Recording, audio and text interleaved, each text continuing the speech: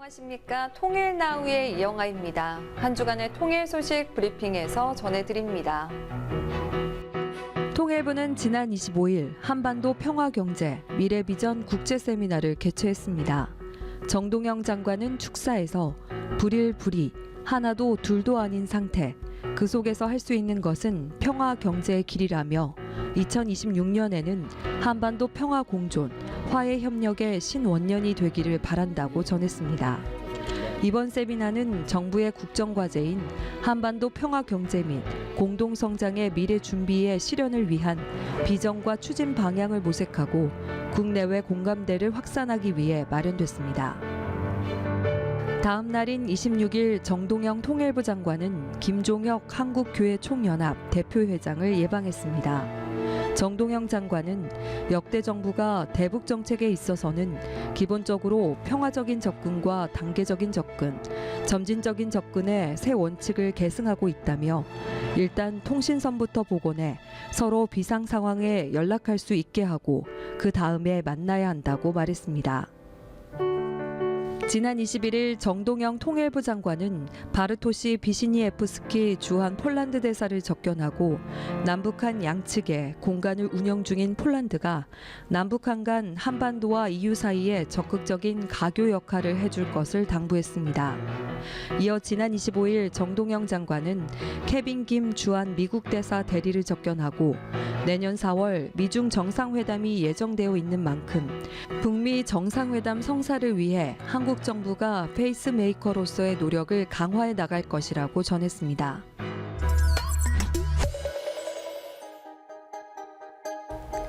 전 세계를 강타한 애니메이션 K-POP 데몬 헌터스 열풍, 그리고 그 중심에 있는 K-POP, 한국 대중음악만이 가진 특별함을 이야기해봅니다.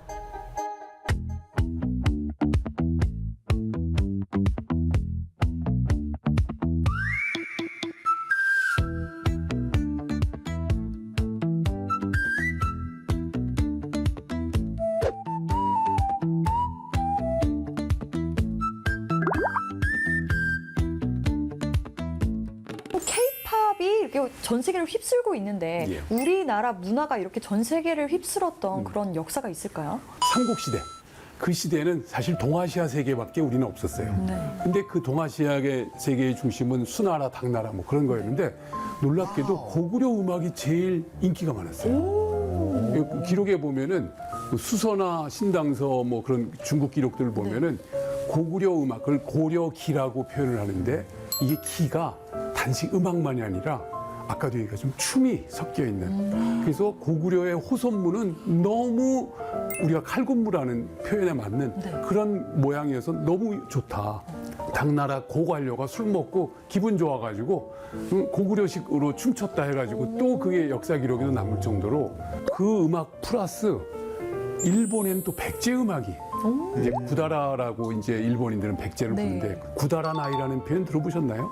아니요. 백제 거 아니야. 뜻이에요? 쉽게 얘기하면 우리 옛날에 이거 백제째인데 야 써보니까 백제께 아니네 라고 잡기 문화나 내용을 아 이거 구다라나 이거 아니에요 별거야 라고 폄하할 정도로 백제 문화가 일본 음악에 또는 각종 문화에 깔려 있었거든요. 고구려 음악이 갖고 있는 그 날렵함과 역동성인 것에 사람들이 매료가 됐고 백제 음악은 그런 그 강인함보다는 아주 섬세한 힘, 아주 문화적으로 정교하게 정리가 된 그런 심화된 내용을 매우 좋아했던 것 같아요.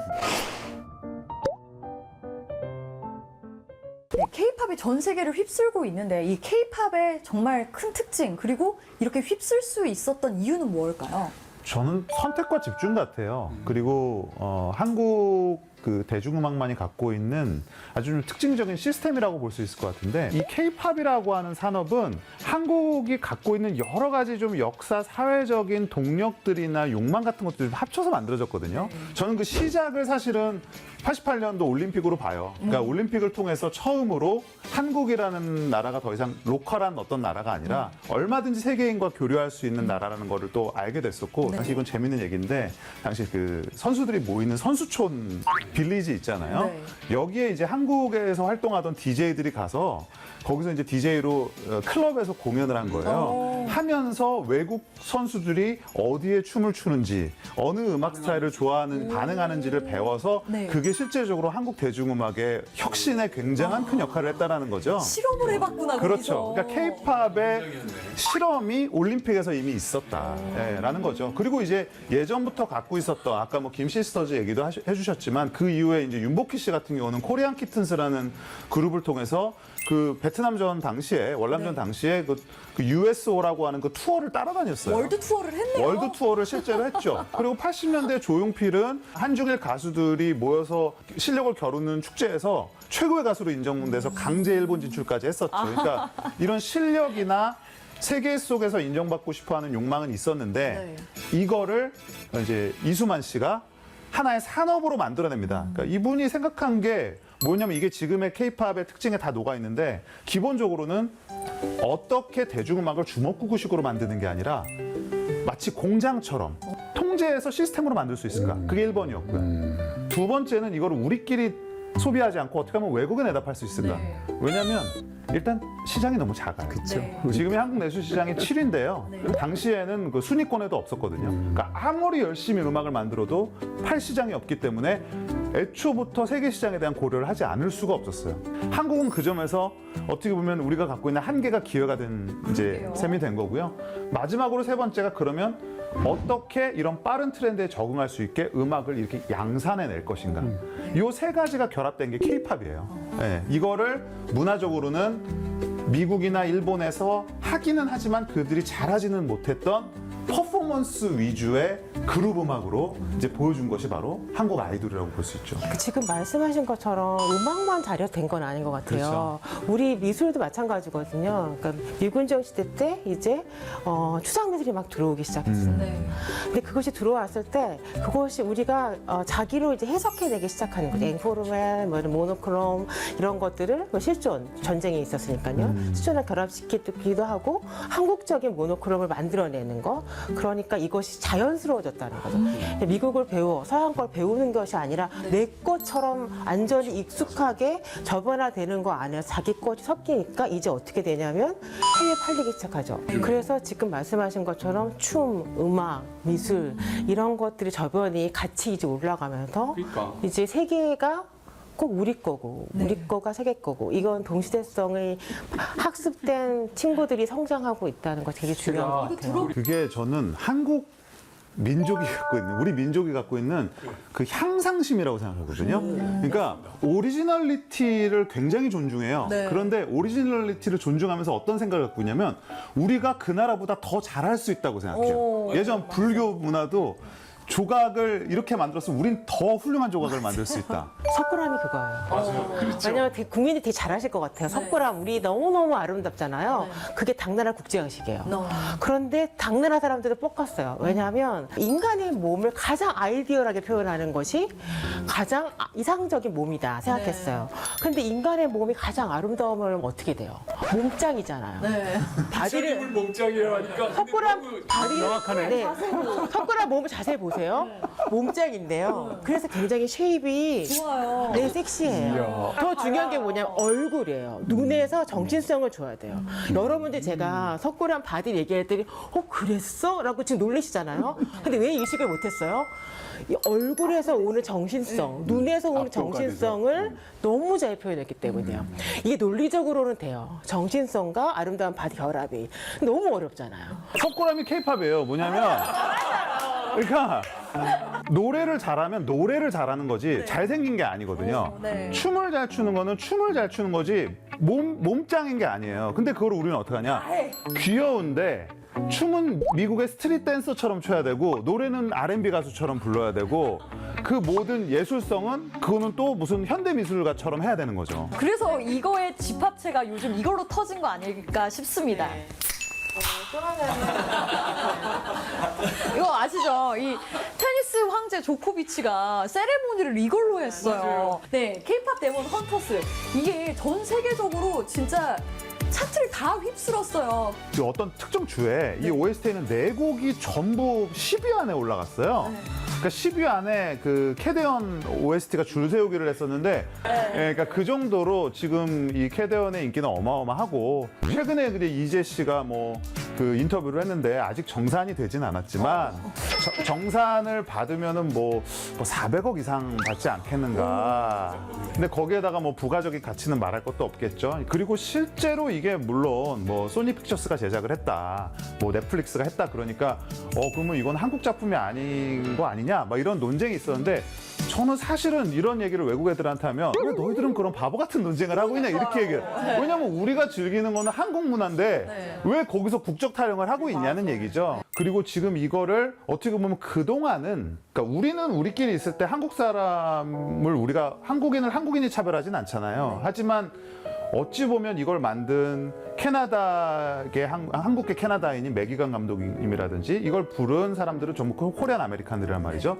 이들은 항상 그 경계인으로서, 그리고 항상 완벽한 주류가 되지 못하고 그렇다고 완벽한 한국인도 되지 못하는 그런 어떤 좀 이중적인 정체성을 갖고 있는 이들이 이제 K-팝 시대를 만나서 이들이 주체가 된 거예요. 이것도 굉장히 좀 통쾌한 순간입니다, 사실은. 그래서 보면서 느낀 게 이걸 외국인들이 이해할 수 있을까? 했는데 이렇게 잘 이해하고 있을 줄이야. 그러니까 가장 한국적인 게 가장 세계적인 거, 그리고 트렌디한 게 되어 있더라고요. 그러니까 여러분은 그 캐대원에서 가장 인상 깊었던 장면 하나 꼽는다면 뭐인가요? 그 중에 제일 신기했던 게 1월 오봉도라고 아세요? 제가 이거 갖고 왔는데. 문화예술이 우리 사회를 인류세 또는 포스트 휴머니즘 사회에서 우리 사회를 구원할 거야. 우리는 북한에 그들이 공식적으로 내세우는 자료를 통해서만 판단하니까 그거를 북한 인민의 취향이라고 생각할 수가 있어요. 그렇지 않다는 거죠. 남북 관계의 변화를 누구보다 먼저 체감하는 이들이 있습니다. DMZ 최전방에서 살아가는 접경 지역 주민들인데요. 통일로그인에서 통일촌 이완배 이장을 직접 만났습니다.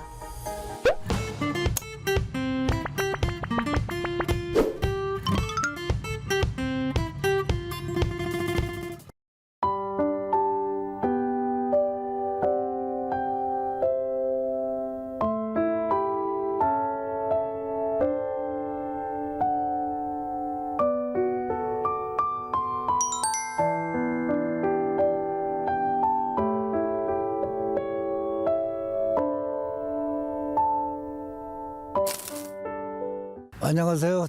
예, 통일촌 이장 이완배입니다. 여기 실향민들 40세대 또 군에서 제대하시는 분들 40세대 해갖고 이스라엘의 기부스촌 모델을 삼아갖고 일하면서 싸우고 싸우면서 일하자고 하는 슬로건을 갖고 정착전을 만들어 놓은 겁니다. 군내면 백연이라는 마을이라고 해서 여기가 이제 그 연꽃이 많이 나오고 그래서 이 근방에 있던 마을이 제일 컸던 마을입니다. 주민들을 전부 다 강제 이주시켜갖고 다 후방으로 가서 이제 흩어져 살다가 73년도에 이제 여기 마을을 이제 정착촌을 만든다 그래갖고 이 마을에 들어와서 살게 됐습니다.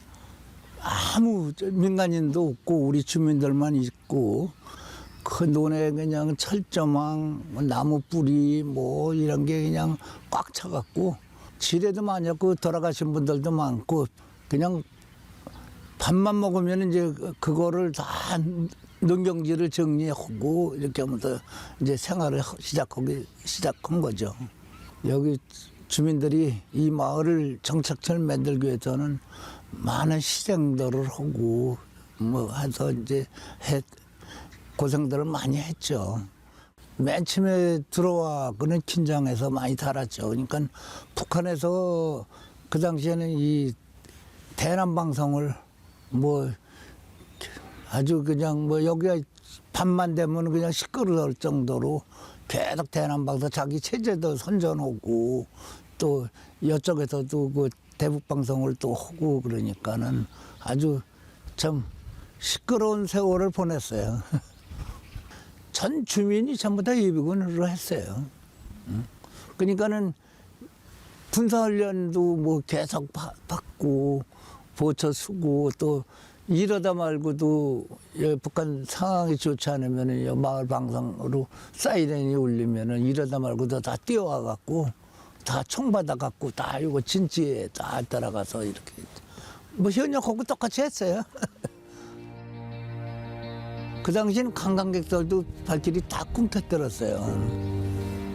그러니까 우리 주민들이 손해도 많지만은 또 귀신 나오는 소리 때문에 또 이 잠도를 제대로 못 주무시고 그 듣기 싫은 소리 듣고 그냥 뭐 밤잠을 설치고 이렇게 생활을 했는데 그게 안 하니까 조용하잖아요, 여기가. 일단은 여기가 이제 그 장단 300이라 그래갖고 콩, 쌀, 인삼 이게 이제 유명해갖고 그 옛날에 그 임금님한테 그 진상 하던 그런 농산물이고 또 개성 인삼이라는 게 이 지역에서 다 나와서 개성에서는 그 이제 가공하고 판매만 하고 그래서 뭐 인삼 축제도 하고 장당콩 축제도 하고 또 여기 제3 땅굴이나 도라전망대 외국인 관광객들이 하루에 한 3,000명 정도 이 마을에 방문을 해요. 우리 통일촌에는 유일하게 세계에서 이제 남북에 이제 이렇게 대치하는 마을에서 여 안에서 살고 있는데 우리도 이제 그거를 옛날 거를 그대로 이렇게 해서 이 다음에 이제 통일이 되고 그랬을 때라도 이게 그 역사가 이렇게 흘렀다 하는 그 좀 후세들한테도 이렇게 이제 그걸 보여줄 수 있는 거를 많이 해야지 않나는 생각이 있어요.